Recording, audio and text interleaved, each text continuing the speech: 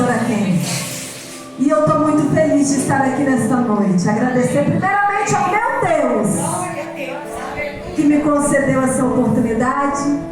Quero agradecer aos pastores locais, pastor Leonardo, pastora Kenny, pastora Abigail, homens e mulheres de Deus, pastorzinho Ian, pastorzinho abençoado. Você é um grande profeta da casa de Deus. Louvado seja o nome do Senhor. Rever minhas amigas lindas, irmã Neide. Amém. Essa loura bonita aí, maravilhosa. De vez em quando a gente se fala lá nas redes sociais. E todas vocês, irmãs, vocês estão lindas. Vocês são princesas do Senhor Jesus.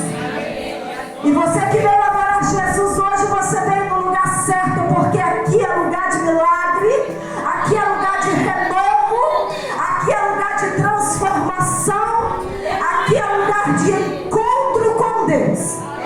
Alguns dizem por aí que pode adorar Jesus em casa. É verdade que pode, mas nós precisamos nos reunir, porque aqui existe uma atmosfera diferente. E a igreja só é igreja quando os santos estão reunidos. Quando você está sozinho na sua casa, você só é templo, você não é igreja. Igreja é quando você se reúne com os santos. Louvado seja Deus. E estamos aqui nesta noite como igreja de Jesus, para louvar e exaltar o nome santo do Cordeiro, que vive e reina para sempre. E nós estamos numa festividade linda, e eu fico emocionada com meu Deus de estar aqui nesta noite com as irmãs, porque é um privilégio estarmos aqui hoje. E nós vamos ler o tema, né? Podemos ficar de pé, quem pode. Quem não pode continuar sentadinho, mas com o seu coração em temor ao Senhor Jesus. E o tema desta festividade é 1 Coríntios capítulo 4, versículo 20. 1 Coríntios capítulo 4, versículo 20. Louvado seja Deus. Louvado seja o nome do Senhor Jesus. Fala Deus, fala Deus, toca-me com brasas do altar. Fala Deus, fala Deus, oh glória, sim, alegre, atento ao teu. Eita glória, o povo está afiado. E diz assim, ó: porque o reino de Deus não consiste em... Pode ficar mais bonito. Porque o reino de Deus não consiste em... Eita glória, mas em... Vamos mais uma vez para ficar gravado na nossa memória. Porque o reino de Deus não consiste em palavras, mas em poder. Podemos assentar dando glória a Jesus nesta noite, porque a Ele toda honra, toda glória e todo louvor. Senhor, meu Deus e Pai, estamos aqui, Senhor, nesta noite, Pai, dispostos a ouvir a Tua palavra. Fica conosco, Espírito Santo, fala aos nossos corações nesta noite.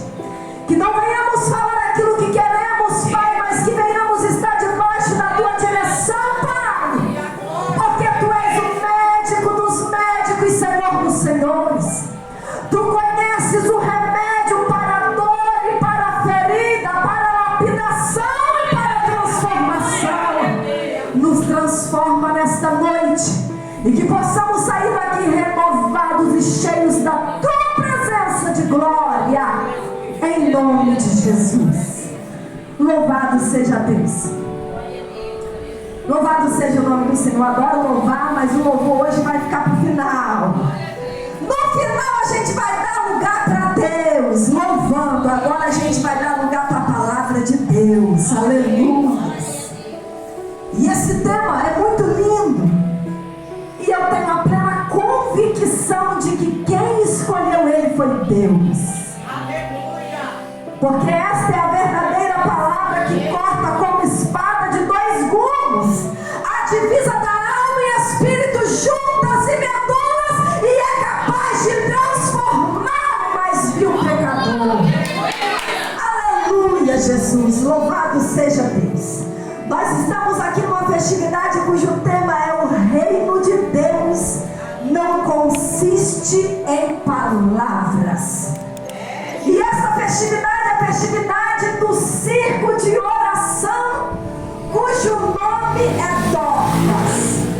E hoje meu esposo deu um testemunho de que ele vem falando comigo a semana toda de que é Dorcas, de que é Dorcas. E nós estamos inspirados em Dorcas, mas meu irmão, nada na presença de Deus é por acaso. Porque a palavra do Senhor diz assim, ó, todas as coisas cooperam para o bem daqueles que amam o Senhor Jesus. E eu tenho certeza que Deus nesta igreja levantou Dorcas. De que vocês e as irmãs são Dorcas no Senhor Jesus. Porque o ministério de Dorcas, pastora Kênia, não consistia apenas em palavras. Dorcas era uma mulher de atitude. Dorcas era uma mulher de fé. Dorcas era uma mulher que louvava a Deus com o seu talento e com a sua habilidade. Como assim, irmã Meg? Eu gostaria aqui de trazer uma frase que diz assim, ó, Dorcas adorava a Deus com linhas e agulhas. Porque é possível adorar a Deus de todas as maneiras. Às vezes a gente acha que só adora a Deus quem canta afinado. Às vezes a gente acha que só a Deus quem fala bonito e prega eloquente. Às vezes a gente acha que só adora a Deus quem tem um ministério ativo na igreja. Mas Dorcas está nos ensinando que é possível adorar com linha, que é possível adorar com agulha, que é possível adorar em casa, que é possível adorar na igreja, no trabalho, em todo tempo e a toda hora. E o Senhor nos pergunta nesta noite: com que você tem adorado a Deus? De que maneira você tem adorado a Deus? Porque a adoração não se resume apenas em louvor e cantoria. A adoração se resume em uma vida montar, em obediência, em um coração queimar e ferver pelo Senhor Jesus. Porque ninguém é tão incapaz que não tenha um talento para adorar o Senhor. Talvez você não sabe pregar, mas você sabe fazer uma comida como ninguém. E então você diz assim, eu vou preparar a cantina para atuar na igreja, porque eu não sei pregar, mas eu cozinho, porque esse foi o talento que o meu Jesus me deu. Talvez você não saiba cozinhar tão bem, mas você faz uma faxina como ninguém. E então você diz, eu vou na casa do meu Senhor, limpar o chão, lavar o banheiro. Hoje eu vou faxinar para ofertar para a casa de Deus, porque a casa está em construção. Mas talvez você já não tenha força mais para faxinar. Mas com certeza você tem um talento. Com certeza Deus colocou um talento nas tuas mãos.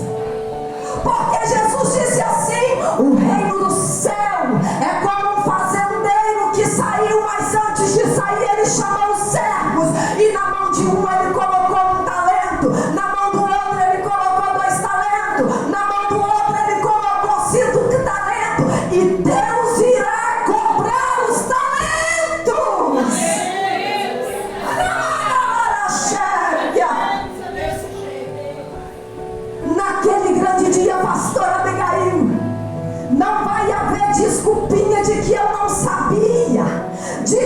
não podia, de que eu não tinha capacidade, porque Deus irá te usar conforme o talento que Ele colocou em tuas mãos.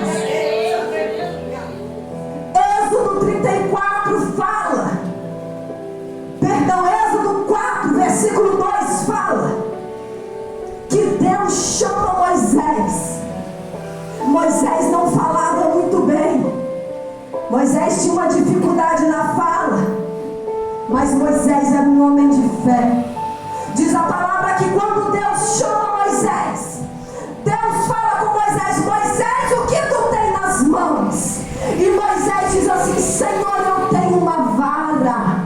E o Senhor joga a vara no chão. Quando Moisés joga a vara no chão, a vara se transforma numa cobra. Agora Deus diz: pega a vara. Moisés toca na cobra e a cobra se transforma em vara novamente.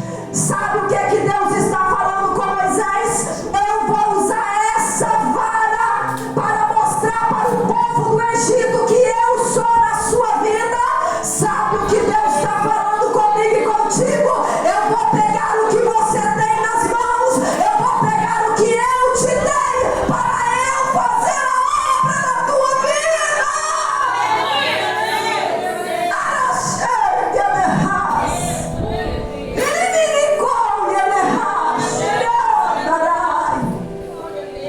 Não precisa ter inveja de ninguém.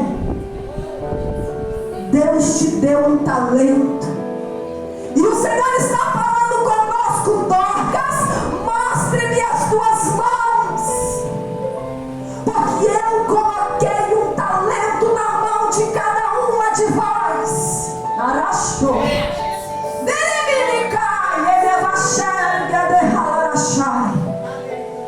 E o Senhor irá cobrar das nossas mãos o talento que Ele nos deu. E quando nós erguemos as nossas mãos para o Senhor, será que sairá talentos multiplicados? Ou será que nós temos enterrado o talento que Deus nos deu? Louvado seja o nome do Senhor Jesus. Mas esta palavra é linda, porque o tema é: o reino de Deus não consiste em palavras. E Dorcas era uma mulher de atitude. Dorcas costurava para a glória de Deus. Oh, aleluia! A mulher que adorava a Deus costurando. Coisa linda, Jesus. Por isso que o reino de Deus não consiste apenas de palavra. Mas a Bíblia continua e diz assim: o reino de Deus não consiste apenas de palavras, mas de poder. E quando a gente fala em poder, né, pastor Antônio? A gente já pensa logo em prodígios, sinais e maravilhas. Ainda mais o pentecostal, porque eu sou pentecostal até o tuntão. Ô glória! E eu sei que vocês são igual a mim. E nós pentecostais temos a mania infeliz de achar que o poder de Deus se resume em prodígios e maravilhas. Mas aprove Deus me trazer aqui nesta noite, irmãos, para falar a verdadeira origem do poder de Deus, a veracidade desta palavra, que o poder de Deus não se resume em prodígios e maravilhas. Claro que também é, né? O mar aberto, o paralítico que anda, a enfermidade que não tem cura e é curado. Mas o verdadeiro poder de Deus é a transformação do caráter do homem. O verdadeiro poder de Deus é manifesto na minha e na sua vida para transformar o mais vil pecador num homem santo, num homem salvo, num homem que se afasta do pecado.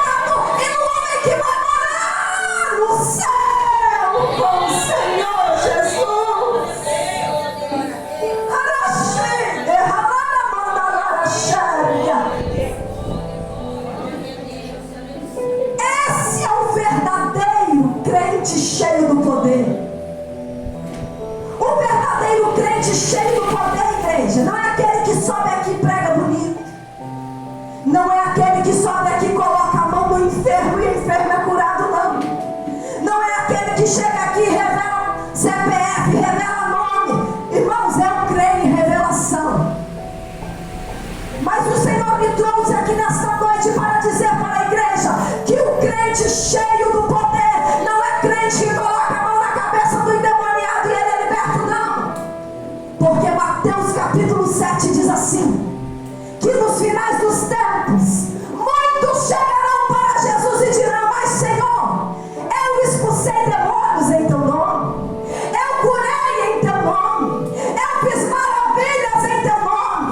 E Jesus irá olhar para ele e irá falar assim, afastai-vos de mim, vós que praticais a iniquidade.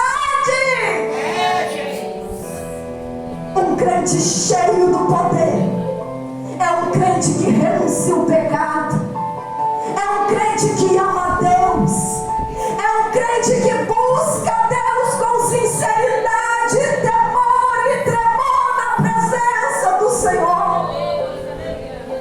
Esse é o poder de Deus operando em nossos corações, poder para transformar um coração de pedra em um coração quebrantado.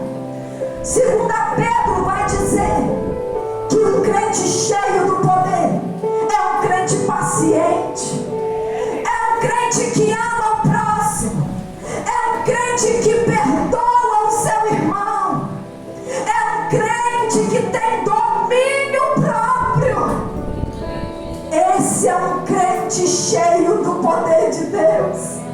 E é por isso, pastora Abigail, que naquele grande dia, pastora Kênia, vai ser grandes surpresas. Porque quem a gente pensa que vai subir não vai, quem a gente pensa que não vai subir vai. E vai ser uma grande surpresa, porque Deus atenta para um coração reto e sincero, e não para quem vive de aparência. Por isso o Senhor fala conosco nesta noite. Louvado seja Deus. O reino de Deus não consiste em palavras. Não adianta viver uma vida de aparência na presença do Senhor. Não adianta viver uma vida de mentiras na presença do Senhor. Se o teu coração não queima pela obra, se o teu coração não queima pela missão, se o teu coração não queima pelo reino de Deus, tem alguma coisa errada, igreja.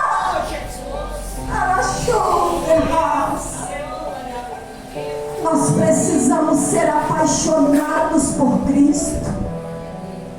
Lembra quando éramos jovens e que nos apaixonávamos, e quando via os nossos namorados o coração acelerava, as pernas tremiam, o coração parecia que ia pular pela boca? Deus não aceita menos do que um amor genuíno. Deus não aceita menos do que um coração que ferve na presença dEle. Mas eu creio que se as tribulações da vida, se o tempo esfriou esse relacionamento com Deus, se as adversidades deste mundo esfriaram o nosso coração no Senhor, hoje o Senhor nos trouxe aqui e fala conosco que hoje é noite de renovo, hoje é noite de transformação, hoje é noite de queimar os corações no Senhor e voltar a ser apaixonado por Cristo e ferver o coração pelas coisas do reino. Porque o Senhor está dizendo para nós que só acreditar nele não é o suficiente. Porque acreditar até o diabo acredita. Crê, estremece, mas não obedece. O Senhor quer um coração rasgado. O Senhor quer um coração que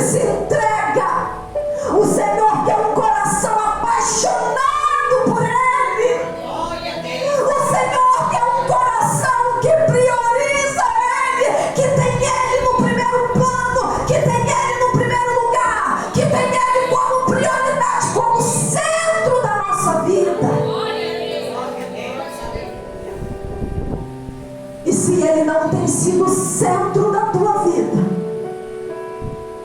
Então hoje é tempo de começarmos a rever as nossas prioridades. Porque Deus não aceita ser segundo plano.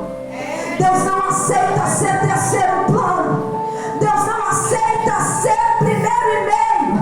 Deus não aceita dividir o pódio com ninguém. É Ele, só Ele, para Ele, por Ele são todas as coisas.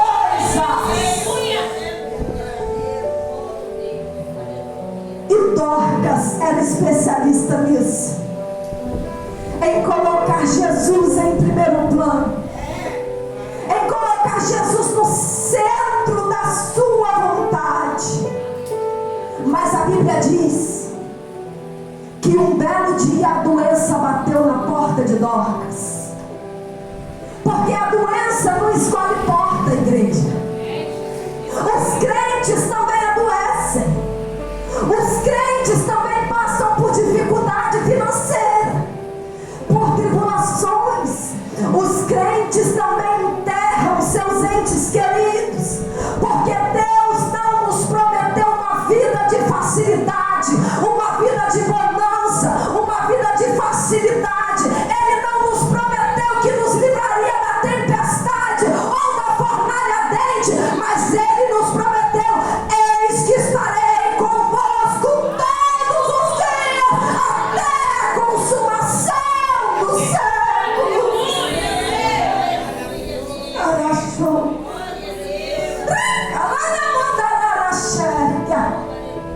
Ele promete estar conosco no meio da tempestade,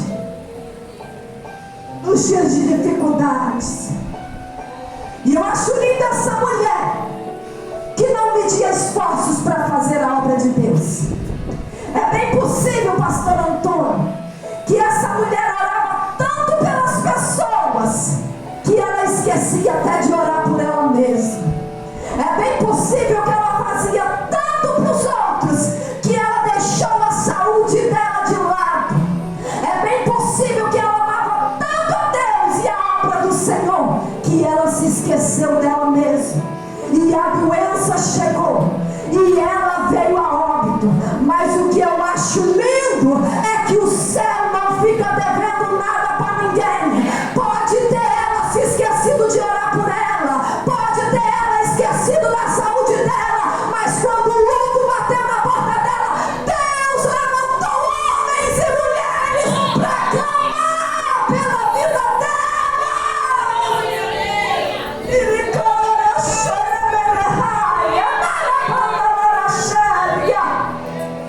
Tudo que você faz para Deus, tudo que você faz para o reino, você recebe 100 vezes mais. Aleluia. Louvado seja o nome do Senhor Jesus. Oh meu Deus, as horas voam. E essa mulher veio a óbito, mas Deus levanta homens e mulheres para interceder pela vida dela. E o tema é: o reino de Deus não consiste em, mas em, eita glória, já estão gravados, já gravaram, já vão sair daqui sabendo que se você é do reino tem que trabalhar, se é do reino tem que suar a camisa, se é do reino não pode chegar só nos dias de culto, sentar no banco e tá tudo ok. Não, quem é do reino sua a camisa. Louvado seja Deus. E esse tema é maravilhoso, porque quando Paulo, e é Paulo que diz essas palavras, quando Paulo diz isso, que o reino de Deus não consiste apenas em palavras, mas em poder, Paulo está triste, porque Paulo escreve isso, e isso é uma carta de Paulo ao povo de Coríntios. A Bíblia diz que Paulo, quando chega em Corinto, a cidade de Corinto é uma cidade de grande imoralidade sexual, de grande idolatria. Ali não tinha povo que adorava Deus, não, porque Deus ali era Deus Afrodite, era Deus Apolo, eram vários deuses naquele lugar.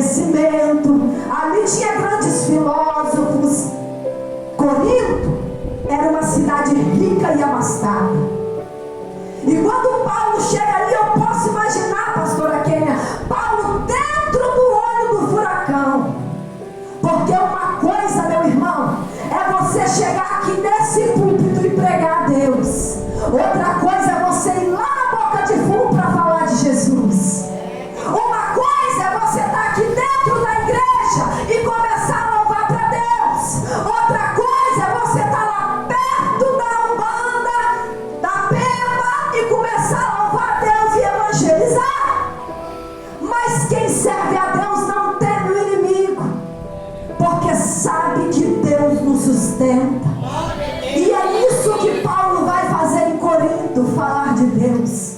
E diz a Bíblia que Paulo fica ali em Corinto 1 ano e meio pregando, profetizando, fazendo a obra para aquele povo incrédulo. E por muitas vezes ele pensou em parar. Só que Deus repreendeu ele e disse: aquietai-vos, eu estou contigo.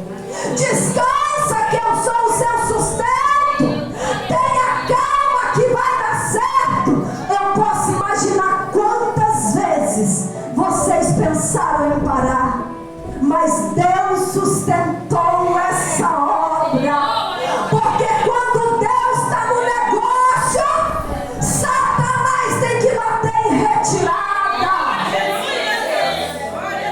Diz a palavra do Senhor que quando Paulo tentou parar, Deus falou com ele: aquietai-vos, eu te guardo, eu te protejo. Não vai não, porque eu tenho filhos neste lugar.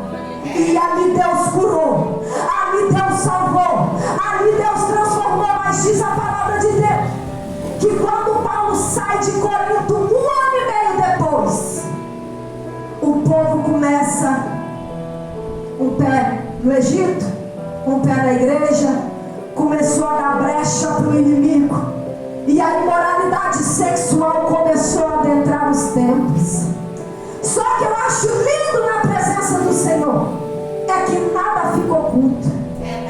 A Bíblia diz assim: nada está oculto que não venha a ser revelado, porque os olhos de Deus são como chamas de fogo a contemplar o que acontece dentro da tua casa. E então Deus revela a Paulo da imoralidade que está acontecendo em Corinto.